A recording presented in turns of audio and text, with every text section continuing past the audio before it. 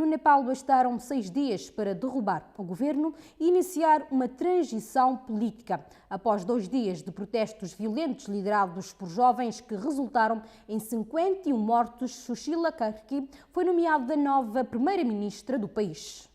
Primeira mulher a assumir as rédeas do Nepal, a ex-magistrada mais alta do país, foi empossada como primeira-ministra. Seu nome era regularmente mencionado para suceder o primeiro-ministro que renunciou. As negociações que terminaram na sexta-feira também decidiram novas eleições parlamentares em março.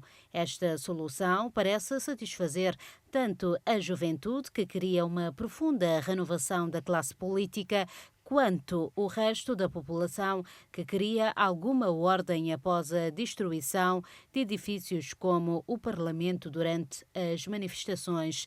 A nomeação de Sushila Karki ocorre após a crise mais mortal do Nepal desde que a monarquia foi abolida em 2008. Tudo começou na segunda-feira, 8 de setembro, quando a polícia abriu fogo contra jovens manifestantes que denunciavam o bloqueio das redes sociais e a corrupção das elites.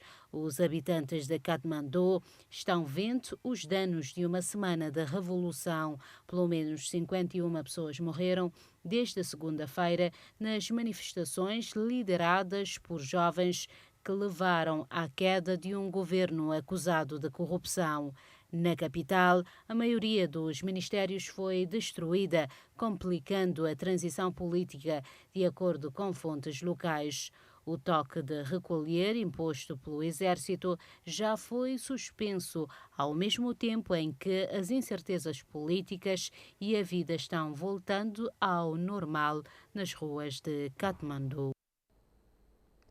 Um armazenamento de contraceptivos no valor de 10 milhões de dólares destinado aos países em desenvolvimento foi destruído pela Agência dos Estados Unidos para o Desenvolvimento Internacional, noticiou hoje o jornal New York Times.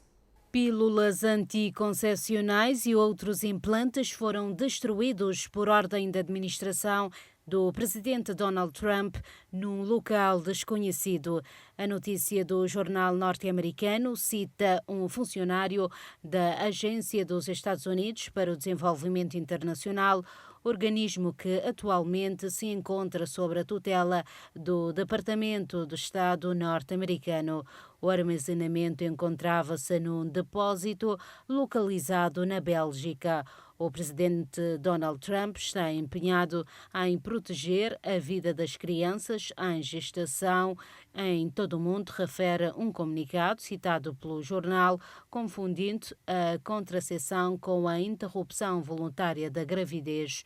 O mesmo documento refere que os Estados Unidos não vão fornecer mais contraceptivos sob o pretexto da ajuda externa. A administração norte-americana também despediu milhares de funcionários da USAID e eliminou uma série de programas que promoviam o planeamento familiar. O operativo da Polícia da República de Moçambique, João Machane João, foi morto a tiros nesta semana. Um crime que está a ser investigado pela polícia. Mais informações com a jornalista Danissa Moiane. Olá. Mais um agente é crivado de balas na capital de Moçambique, Maputo, aumentando a preocupação no meio da corporação sobre o fenômeno que tende a crescer.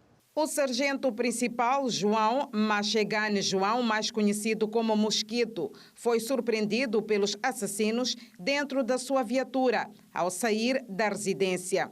Não se sabe ao certo se seria um ajuste de contas, queima de arquivo ou nem por isso, dado que a polícia ainda não tem pistas de quem sejam os responsáveis pelo crime bárbaro.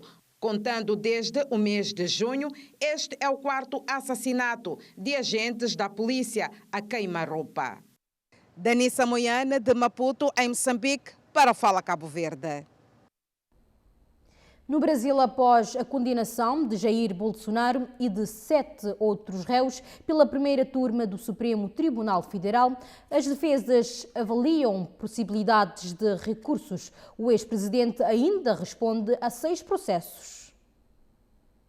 Jair Bolsonaro foi condenado a 27 anos e 3 meses de prisão no julgamento concluído nesta quinta. A Polícia Federal ainda investiga a participação do ex-presidente em mais 6 inquéritos: o das fake news, o de vazamento de documentos sigilosos, o de intervenção na PF e o inquérito sobre formação de milícias digitais. Em 2 deles já foi indiciado: o de coação no inquérito que apura a atuação de Eduardo Bolsonaro nos Estados Unidos e o de desvio de joias presenteadas pela Arábia Saudita. Enquanto as outras investigações não avançam, a defesa do ex-presidente já estuda as possibilidades de recurso contra a condenação de ontem, depois que o acórdão da decisão for publicado. Entre as opções estão os embargos de declaração, usados para esclarecer pontos da decisão, e os embargos infringentes, que podem levar o caso para uma análise dos 11 ministros no plenário do Supremo.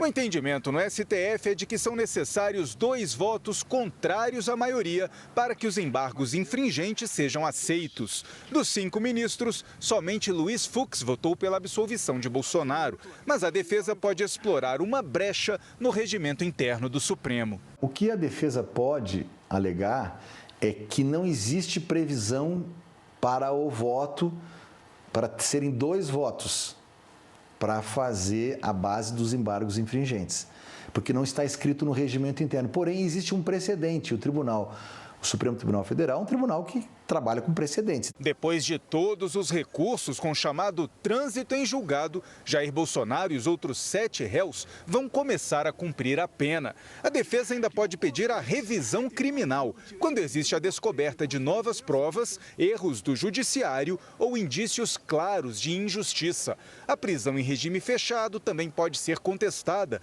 com a alegação de problemas de saúde para que o ex-presidente permaneça em prisão domiciliar. Em nota, os advogados de Jair Bolsonaro afirmam que vão continuar a sustentar que o ex-presidente não atentou contra o Estado democrático e que jamais participou de qualquer plano e dos atos de 8 de janeiro. A defesa alega que Bolsonaro deveria ter sido julgado pela primeira instância ou no plenário do Supremo Tribunal Federal e que as penas para a condenação do ex-presidente são excessivas e desproporcionais. A defesa de Mauro Cid, ex-ajudante de ordens de Bolsonaro e delator da trama golpista, entrou com pedido de extinção da pena para o militar, com o argumento de que a pena imposta foi de 2 anos e Mauro Cid tem restrição de liberdade há 2 anos e 4 meses, entre prisão preventiva e medidas cautelares desde maio de 2023. Os militares do núcleo crucial também podem ser expulsos das Forças Armadas,